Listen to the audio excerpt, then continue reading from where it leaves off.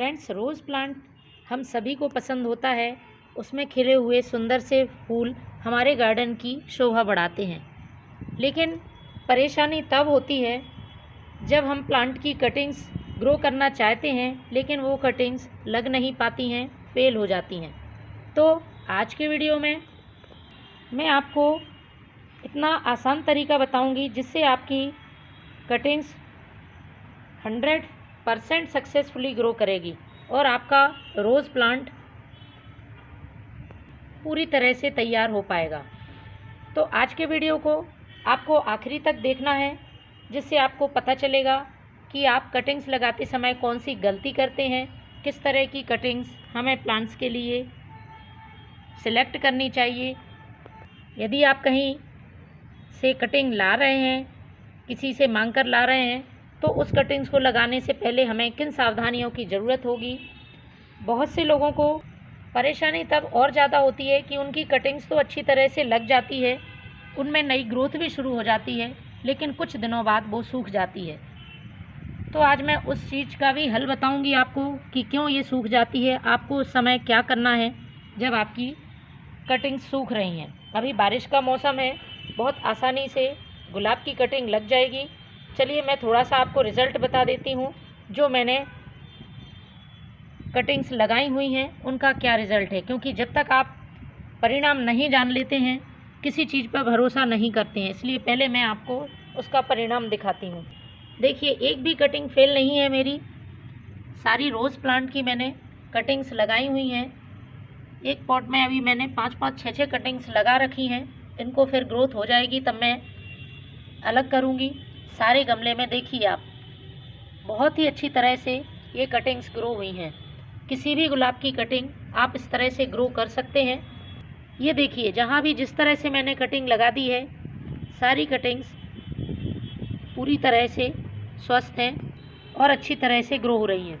और देखिए, मैंने 25 से 30 कलम लगाई हुई हैं और कोई भी कलम फेल नहीं हुई है। इस तरह से आप अपने प्लांट में लगे हुए रोज़ प्लांट से बहुत सारे पौधे तैयार कर सकते हैं और अपने गार्डन को फूलों से भरा रख सकते हैं। तो फ्रेंड्स, सबसे पहले काम होता है रोज़ प्लांट की कटिंग्स को सिलेक्ट करने का। जिस भी प्लांट से आप कटिंग्स लगा रहे हैं, उसको आपको पहले सही तरह से चूज़ करना होगा। आपको प्लांट में से इस तरह की कटिंग चूज़ करनी है जो ना बहुत ज़्यादा पतली हो और ना बहुत ज़्यादा मोटी हो। इस तरह से पतली कटिंग्स आपको नहीं चूज़ करनी है। मीडियम साइज़ का, ये देखिए, इस तरह से आपको कटिंग्स लेना है। तो मैं इस प्लांट में से ऐसी जगह से कटिंग्स का चुनाव करूँगी जहाँ पर फ्लावरिंग ना हो रही हो, क्योंकि इस समय प्लांट्स में नई ग्रोथ हो चुकी है। और देखिए, सारी स्टेम, सारी ब्रांच पर फूल खिल रहे हैं। तो आप जब भी कटर का इस्तेमाल करते हैं कटिंग को काटने के लिए, तो इस बात का ध्यान रखें अच्छी तरह से साफ़ किया हुआ हो, सैनिटाइज हो, वरना फंगस लगने का डर रहता है। पहला काम आपको ये करना है। तो देखिए, आज मैं इस येलो रोज़ प्लांट की कटिंग लेने वाली हूँ और इसकी ही कटिंग्स ग्रो करूँगी। तो फ्रेंड्स, इस पूरे प्लांट में फ्लावरिंग हो रही है और बर्ड्स बनी हुई हैं। तो मैंने कुछ इस तरह से यही कटिंग मिली है मुझे, तो मैंने इसको कट कर लिया है। अब मैं आपको बताती हूँ इसका क्या करना है। देखिए फ्रेंड्स, मैंने ये कटिंग ले ली है। इसको जब मैंने काटा तो इसका आपको ध्यान रखना है, साइड में आप देख रहे होंगे हल्की सी ग्रोथ हो रही है।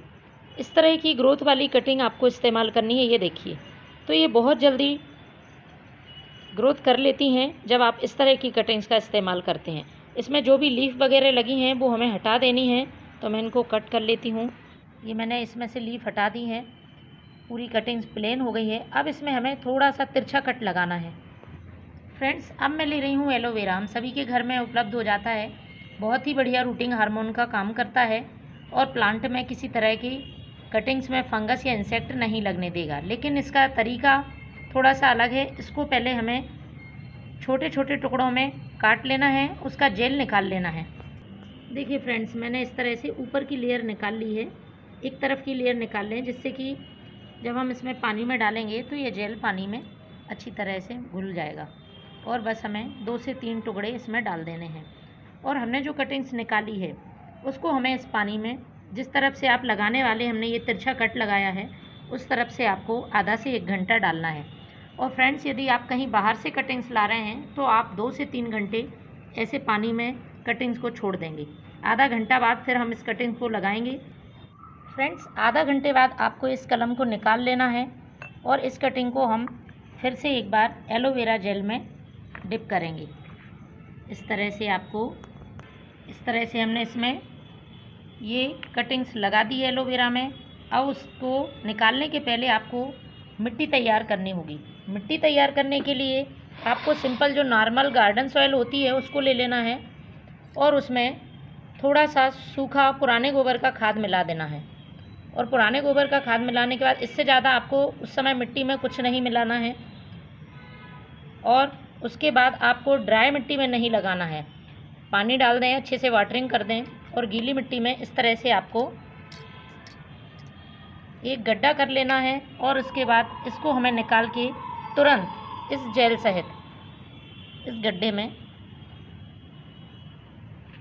1.5 से 2 इंच नीचे तक हमें इसको लगा देना है। अच्छी तरह से आप इसे दबा दें।